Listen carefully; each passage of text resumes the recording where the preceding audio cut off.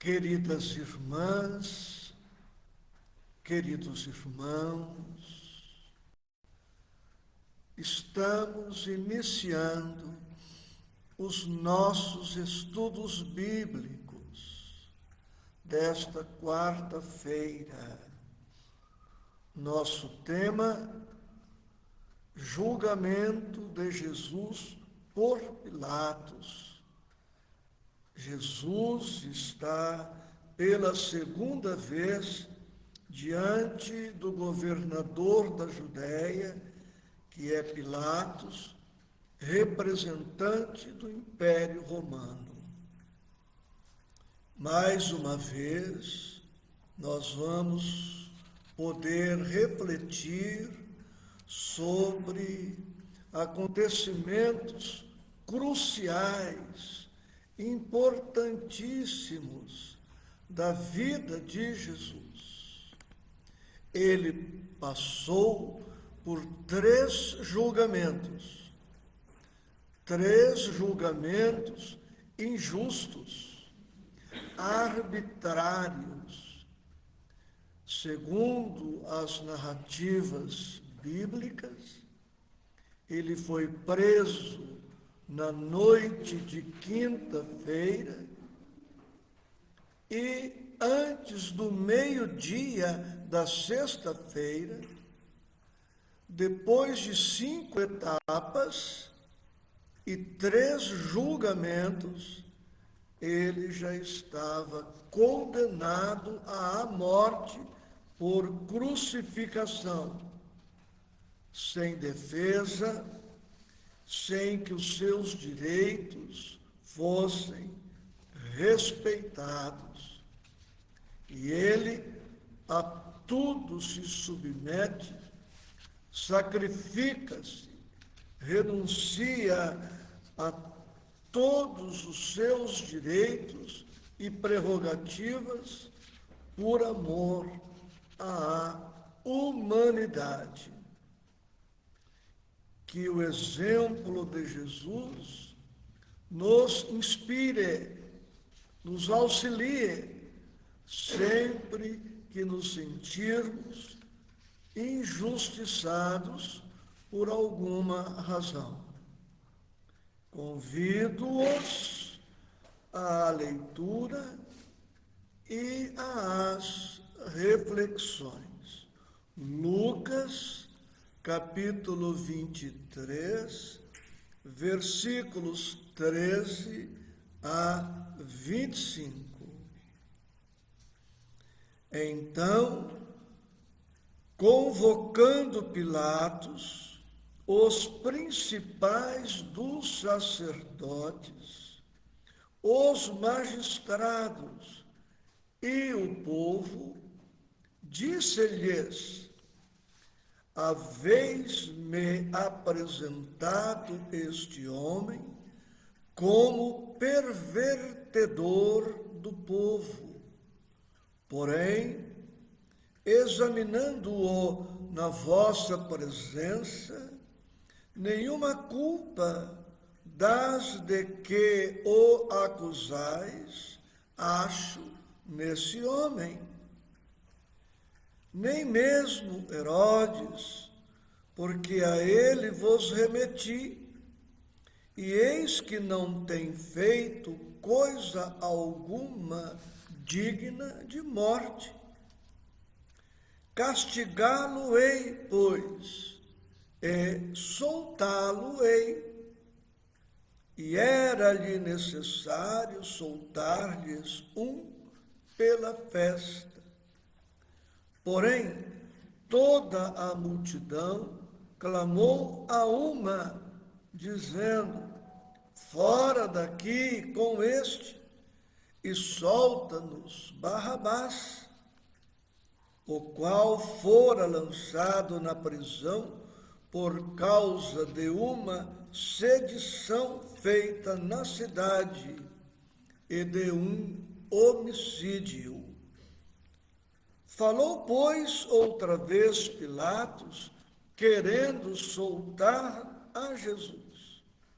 Mas eles clamavam em contrário, dizendo: crucifica-o, crucifica-o.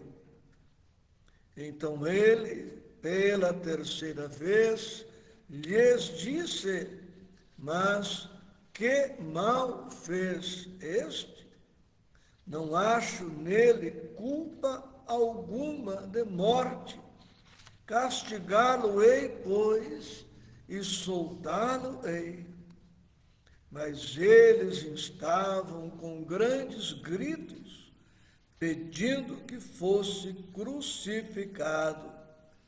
E os seus gritos e os dos principais dos sacerdotes redobravam.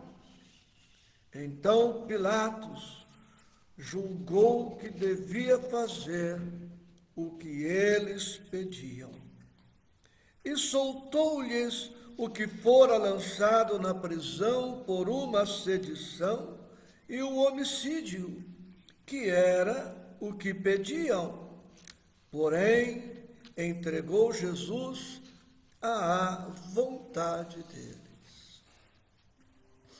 Rememorando, na tarde, noite da quinta-feira, Jesus está com os 12 discípulos, realiza com eles aquela que ficou conhecida como a última ceia, quando Jesus parte o pão, dá-o aos discípulos, compartilha com eles do vinho e pede-lhes que, ao longo de suas vidas, fizessem aquela cerimônia para recordar a sua figura, a sua presença, a sua mensagem, a sua exemplificação.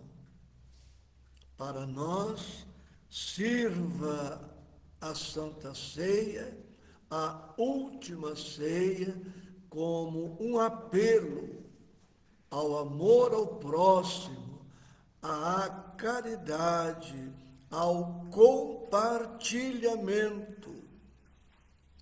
Deus nos dá para que a gente dê. Deus ama a todos os seus filhos igualmente e conta conosco para que nos entreajudemos uns aos outros mutuamente, reciprocamente, sendo dever nosso observar quais os bens, quais os recursos de que dispomos e compartilhar desses recursos com os nossos irmãos de humanidade. Alguns detêm mais, não por privilégio divino, não porque Deus ame mais a alguns do que a outros. Deus ama a todos igualmente, mas como nem todos estão na mesma condição de maturidade, têm a mesma desenvoltura na administração dos bens, Deus permite que esta ou aquela pessoa detenha temporariamente, provisoriamente, alguns recursos e que compartilhe com os seus irmãos de humanidade. Após a última ceia, Jesus vai para o Monte das Oliveiras e ali ora, medita, se conecta com o Pai e se prepara emocionalmente, espiritualmente para o que estava por vir. Logo depois, Judas Iscariotes chega com um magote de soldados, Jesus é preso, é conduzido à presença do sumo sacerdote. O sumo sacerdote encaminha Jesus para o Sinédrio, que era um colegiado composto por, em média, 71 integrantes, representantes do povo judeu. Jesus, então, perante o Sinédrio, é submetido ao primeiro julgamento. O Sinédrio, por fatores já comentados nos estudos anteriores, remete Jesus para Pilatos. Mas quando Pilatos fica ciente de que Jesus era galileu, reconhecendo inicialmente que a competência para julgar Jesus era de Herodes, rei da Galileia ou governador da Galileia, Pilatos remete então o preso Jesus para Herodes, que estava em Jerusalém. Herodes representa o segundo julgamento. Primeiro julgamento perante o Sinédrio. Segundo julgamento perante Herodes. E Herodes remete Jesus novamente para Pilatos. Pilatos, na primeira oportunidade em que estivera com Jesus, não o julga, posto que o encaminha para Herodes, competente por ser o governador da Galileia. Pilatos agora está, é o nosso tema de agora, está com Jesus novamente pela segunda vez, o povo ali está, os sacerdotes ali estão, e eles insistem pela condenação de Jesus. Pilatos é muito claro, em um primeiro momento, não se deixa envolver pelas artimanhas, pela malícia, pelo dolo dos judeus. Reconhece ser Jesus inocente. Vamos, feitos estes comentários, ao versículo 14. Mas percebemos, pela síntese apresentada até aqui, nestes minutos, que em menos de 12 horas, Jesus foi preso, submetido a 3 julgamentos injustos, arbitrários, ditatoriais, sem defesa, e já estava condenado à morte na cruz.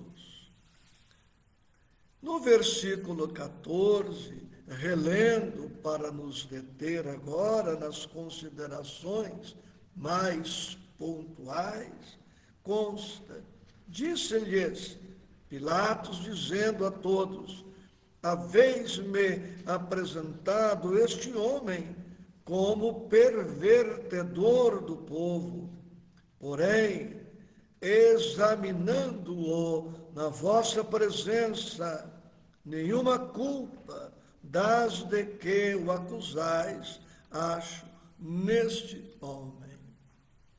Vamos trazer o estudo para nós. E temos aqui anotado: aprendamos com Jesus, aprendamos com os exemplos nobres que vamos encontrando ao longo da existência, a nos comportar de tal maneira que os caluniadores e difamadores fiquem desmoralizados por falta de prova.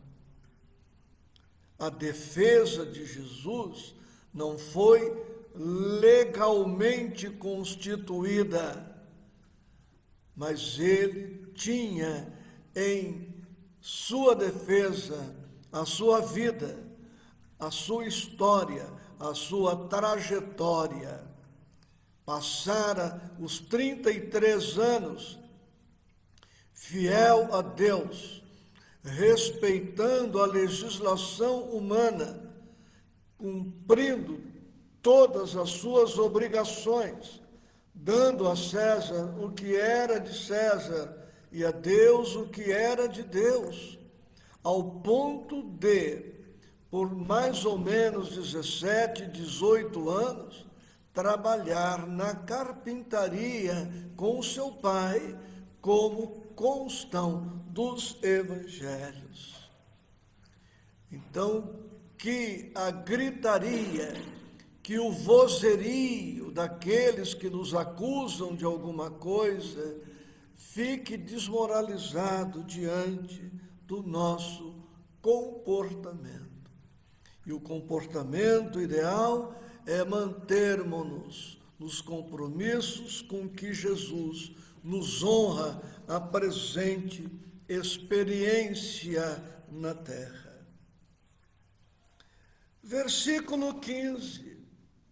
Nem mesmo Herodes, porque a ele vos remeti, e eis que não tem feito coisa alguma digna de morte. A noção de justiça, leio para nós, já à época de Jesus, compreendia a necessidade de haver proporcionalidade entre o crime e a pena. Através dos séculos, a justiça humana vem aperfeiçoando seus fundamentos, levando em conta não só o crime, mas também a pessoa do criminoso, sua vida anterior ao crime, eventuais circunstâncias atenuantes, problemas mentais, tudo que possa favorecer o réu é levado em conta pelo juiz na aplicação da pena. E a depender das circunstâncias, o réu, mesmo tendo cometido o crime, pode ser isento de pena e submetido a tratamento psiquiátrico, se for reconhecida a sua doença mental, absoluta ou relativa, interferindo na percepção do réu quanto ao que estava efetivamente praticando. E é o que vemos no versículo 15. Diz Pilatos: não tem feito coisa alguma digna de morte. No versículo 16, ele se propõe a castigá-lo e soltá-lo. 17, era necessário soltar alguém pela festa. Até hoje, nós temos a prática do chamado indulto de Natal. Todo ano sai uma lei mencionando quais as condições que, se atendidas, hão de beneficiar os condenados, reduzindo o quantum fixado pela pena.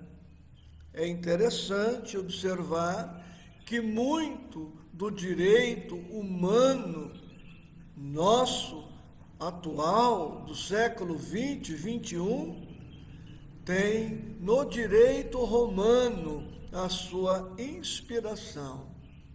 Os romanos foram precoces em estabelecer princípios básicos para o direito que até hoje a legislação humana busca inspiração. E Barrabás, que cometera homicídio, que vinha perturbando a cidade, acaba sendo solto no lugar de Jesus. Vamos ver no versículo 25, caminhando quase para o nosso encerramento, que Pilatos, embora percebesse a inocência de Jesus, cede à pressão do sacerdote, dos príncipes, do povo.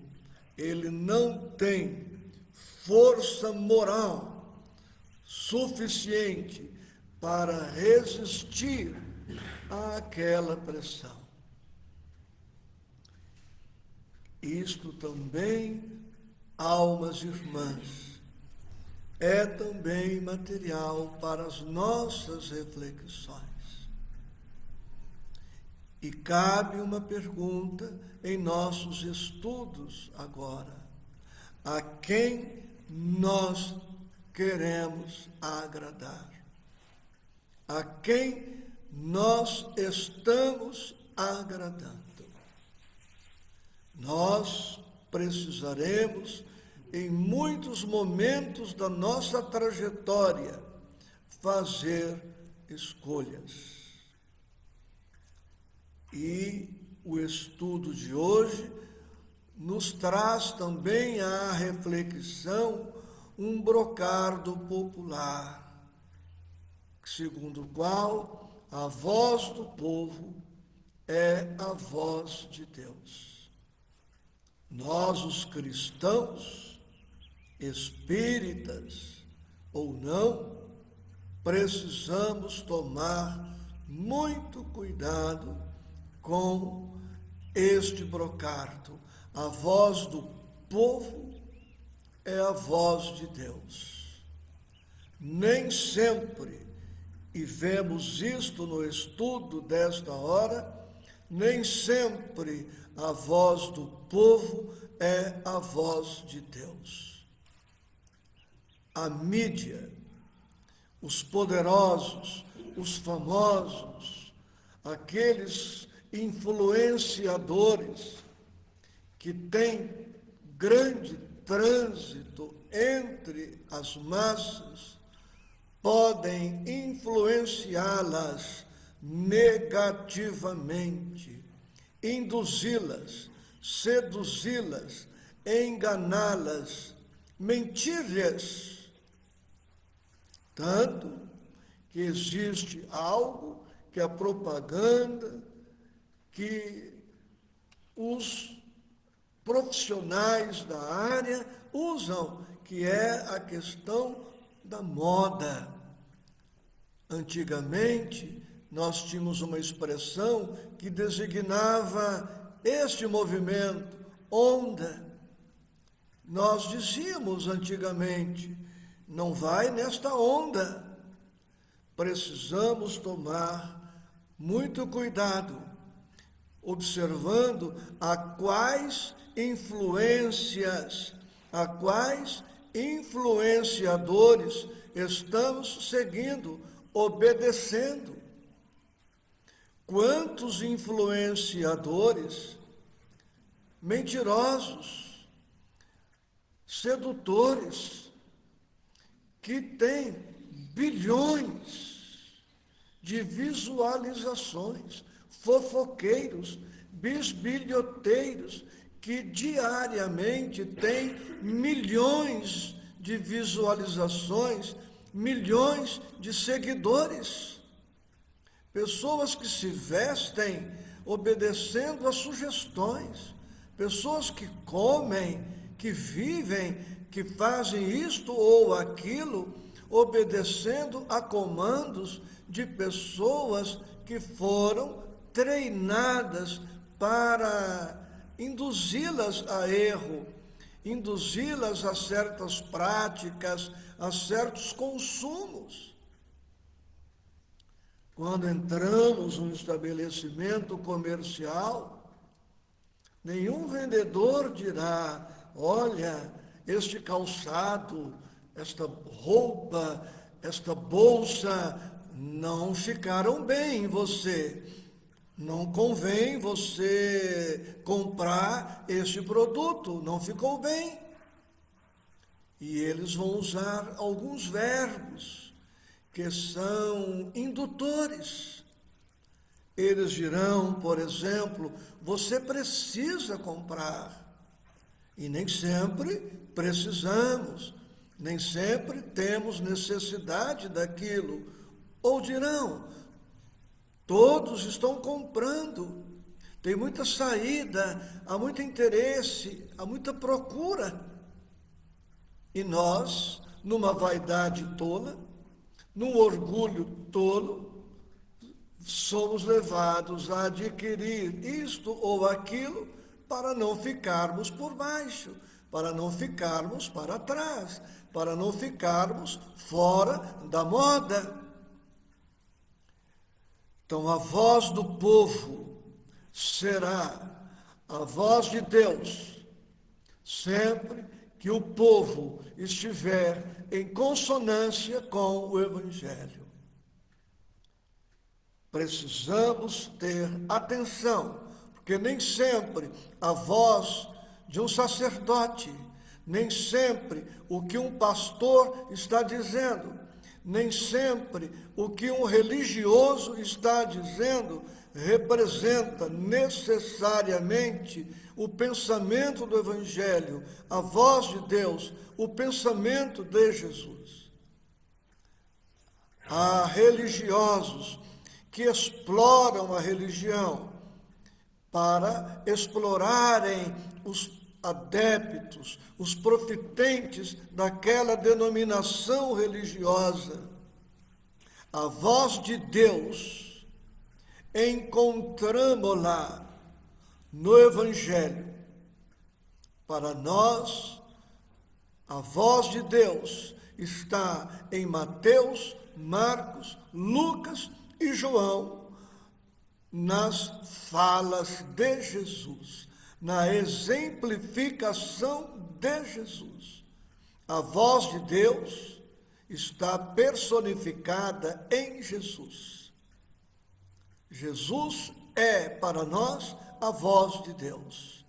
Encontramos outros líderes que buscam aproximar-se da vontade do Pai. Mas não há líder, não há pensador, não há condutor de almas que se compare a nosso Senhor Jesus Cristo.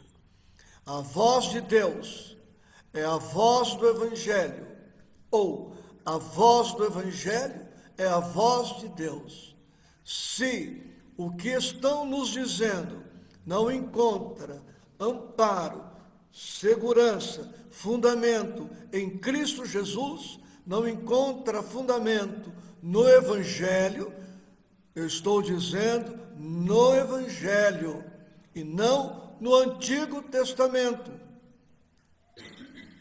Porque depois da vinda do Cristo, o Velho Testamento, em que pese o respeito que lhe tributamos, vale pelo seu conteúdo histórico e por um ou outro apontamento que esteja em consonância com o Evangelho. Tudo aquilo que encontramos na Bíblia que esteja em divórcio com o Evangelho apresentado por Cristo Jesus, pode ser respeitável, mas venha de quem vier, de onde vier, não deve ser acatado. Porque o cristão, por óbvio, tem um compromisso com o Cristo. E se o que dizem não está dito por nosso Senhor Jesus Cristo, respeita-se, mas não se aplica em nossas vidas.